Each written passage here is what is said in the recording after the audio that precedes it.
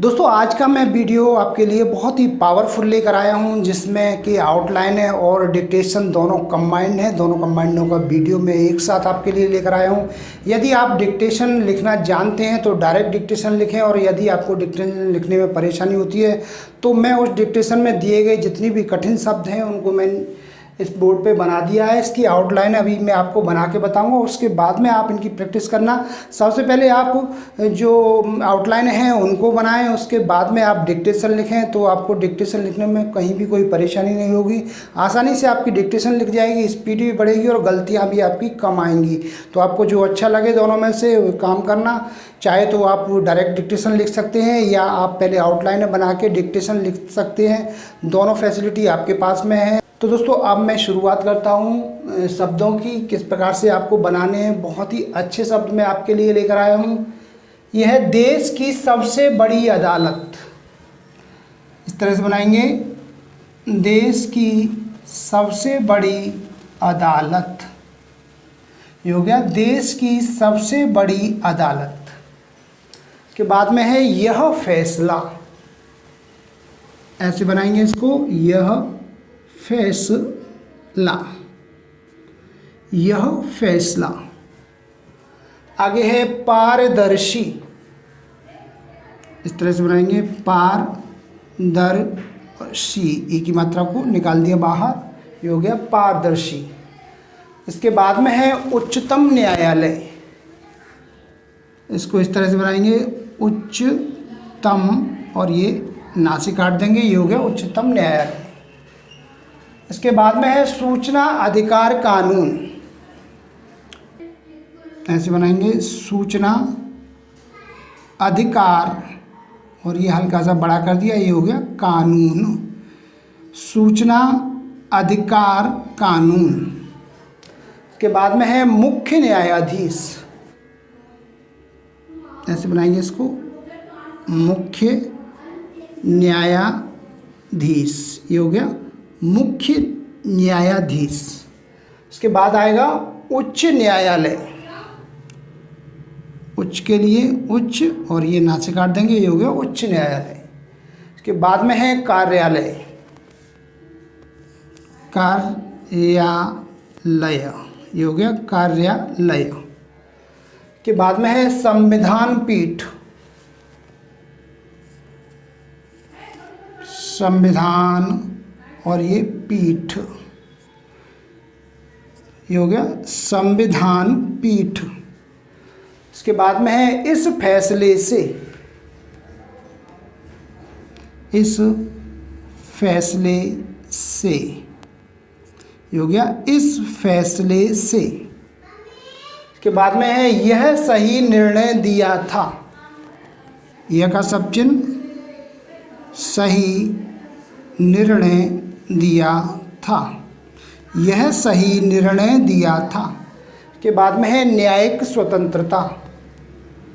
ऐसे बनाएंगे, न्यायिक स्वतंत्र, और ये ता से काट देंगे, ये हो गया न्यायिक स्वतंत्रता। ये स्वतंत्रता का सब चिन्ह है। इसके बाद में लिखेंगे उत्तरदायित्व। उत्तर को बढ़ाएंगे, उत्तरदायित्व। इसके बाद में है मुकदमेबाजी। ऐसे बनाएंगे, मुकदमे, और ये वाजी, ये हो गया मुकदमेबाजी। इसके बाद में है देर से ही सही। देर का सब चिन्ह देर, और इसमें सा और हा, सही, देर से ही, और ये सही, देर से ही सही। इसके बाद में है स्वागत योग्य है। ऐसे बनाएंगे, स्वागत बड़ा कर देंगे, स्वागत योग्य है कि, ये हो गया स्वागत योग्य है कि। के बाद में है महत्वपूर्ण फैसले। महत्वपूर्ण फैसले। इसके बाद में है फैसले। इसके बाद में है उत्तराधिकारी। ऐसे बनाएंगे, उत्तराधिकारी, ये हो गया उत्तराधिकारी। इसके बाद में हासिल की जा सकती है। हासिल की जा सकती है। ये हो गया, हासिल की जा सकती है। लास्ट में है आशा की जानी चाहिए। आशा के बाद में है आशा की जानी चाहिए। आशा का सब चिन्ह की जानी चाहिए। ये हो गया, आशा की जानी चाहिए। तो दोस्तों ये मेरे कुछ आउटलाइन हैं, उनको आपको बना के बताया है। एक बार फिर से रिपीट करके आपको बताता हूँ, जिससे कि आपको कहीं कोई परेशानी ना हो। यह देश की सबसे बड़ी अदालत, ऐसे बनाएंगे, देश की सबसे बड़ी अदालत। इसके बाद में है यह फैसला, यह फैसला। इसके बाद में है पारदर्शी, पारदर्शी, एक ही मात्रा निकाल दी। इसके बाद में है उच्चतम न्यायालय, उच्चतम न्यायालय। इसके बाद में है सूचना अधिकार कानून, सूचना, ये हो गया अधिकार और इसको बड़ा कर देंगे, ये होगा कानून। के बाद में है मुख्य न्यायाधीश, मुख्य न्यायाधीश। इसके बाद में है उच्च न्यायालय, उच्च न्यायालय, ना से काट देंगे। आगे है कार्यालय, कार्यालय। इसके बाद में है संविधान पीठ, ऐसे बनाएंगे, संविधान पीठ। इसके बाद में है इस फैसले से, इस फैसले से। इसके बाद शब्द है यह सही निर्णय दिया था, यह का सब चिन्ह सही निर्णय दिया था। के बाद में है न्यायिक स्वतंत्रता, न्यायिक और ये स्वतंत्रता का सब चिन्ह। इसके बाद में है उत्तरदायित्व, उत्तर बड़ा कर देंगे, ये हो गया दायित्व। इसके बाद में है मुकदमेबाजी, मुकदमेबाजी। इसके बाद शब्द आएगा देर से ही सही, देर का सब चिन्ह से ही और ये सही। इसके बाद में है स्वागत योग्य है कि, स्वागत का सब चिन्ह योग्य है कि। के बाद में शब्द आएगा महत्वपूर्ण फैसले, महत्वपूर्ण और ये फैसले। इसके बाद आता है उत्तराधिकारी, उत्तराधिकारी। आगे है हासिल की जा सकती है, हासिल की जा सकती है। इसके बाद में है आशा की जानी चाहिए, आशा की जानी चाहिए। तो दोस्तों ये कुछ शब्द थे जिनकी मैंने अभी आपको आउटलाइनें बना के बताई हैं। इसके बाद तुरंत बाद ही अब मैं आपको एक 80 शब्द प्रति मिनट की डिक्टेशन बोलने वाला हूँ, 5 मिनट की। तो दोस्तों अब मैं आपको एक 5 मिनट की डिक्टेशन बोलूँगा जिसमें कुल 400 शब्द हैं और इसकी स्पीड है 80 शब्द प्रति मिनट। उम्मीद करता हूँ आप डिक्टेशन लिखने के लिए तैयार हैं। Ready, start. देश की सबसे बड़ी अदालत का यह फैसला पारदर्शी प्रशासन के पक्ष में एक बड़ी जीत है कि उच्चतम न्यायालय के मुख्य न्यायाधीश का कार्यकाल सूचना अधिकार कानून के अधीन होगा।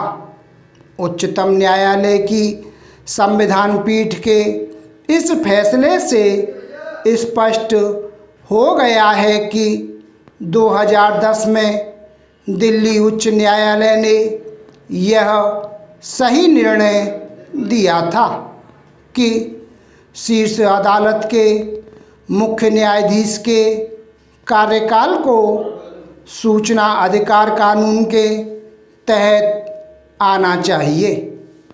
यह एक निर्णय देते हुए दिल्ली उच्च न्यायालय ने साफ किया था कि पारदर्शिता से न्यायिक स्वतंत्रता प्रभावित नहीं होती, लेकिन उच्चतम न्यायालय के महासचिव इससे सहमत नहीं हुए और उन्होंने इस फैसले को चुनौती दी।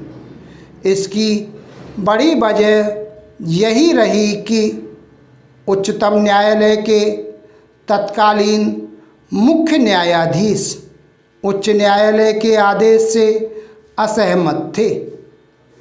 इस असहमति के चलते एक तरह से खुद उच्चतम न्यायालय मुकदमेबाजी में उलझा। इससे बचा जाता तो बेहतर होता, क्योंकि सूचना के अधिकार को निजता के अधिकार में बाधक नहीं कहा जा सकता। यह अच्छा नहीं हुआ कि दिल्ली उच्च न्यायालय के एक महत्वपूर्ण फैसले पर उच्चतम न्यायालय को मोहर लगाने में 9 साल लग गए। देर से ही सही इस मामले की सुनवाई कर रही संविधान पीठ का इस निर्णय पर पहुंचना स्वागत योग्य है कि पारदर्शिता और उत्तरदायित्व का निर्वहन साथ साथ किया जा सकता है। यह उल्लेखनीय है कि इस पीठ में वर्तमान मुख्य न्यायाधीश के साथ साथ वे 3 न्यायाधीश भी थे जो भविष्य में उनके उत्तराधिकारी बन सकते हैं। पैराग्राफ। चूँकि उच्चतम न्यायालय के मुख्य न्यायाधीश का कार्यकाल कुछ शर्तों के साथ ही सूचना अधिकार कानून के दायरे में आएगा, इसलिए यह देखना होगा कि उससे क्या जानकारी हासिल की जा सकती है और क्या नहीं। यह आशा की जानी चाहिए कि इस फैसले का असर कॉलेजियम के कामकाज को भी पारदर्शी बनाएगा। आखिर जब खुद उच्चतम न्यायालय यह मान चुका हो कि कॉलेजियम व्यवस्था को दुरुस्त करने की ज़रूरत है, तब फिर उसके कामकाज को पारदर्शी बनाने की दिशा में आगे बढ़ा ही जाना चाहिए। उच्चतम न्यायालय के मुख्य न्यायाधीश के कार्यकाल को सूचना अधिकार कानून के तहत लाने वाला फैसला यह एक जरूरी संदेश दे रहा है कि लोकतंत्र में कोई भी और यहाँ तक कि शीर्ष अदालत के न्यायाधीश भी कानून से परे नहीं हो सकते। बेहतर हो कि इस संदेश को वे राजनीतिक दल भी ग्रहण करें जो इस पर जोर दे रहे हैं कि उन्हें सूचना अधिकार कानून के दायरे में लाना ठीक नहीं। यह व्यर्थ की दलील है। इसका कोई औचित्य नहीं कि राजनीतिक दल सूचना अधिकार कानून से बाहर रहें। राजनीतिक दलों का यह रवैया लोकतंत्र के बुनियादी सिद्धांतों के विरुद्ध है। Full stop. तो दोस्तों ये थी हमारी 80 शब्द प्रति मिनट से 5 मिनट की डिक्टेशन।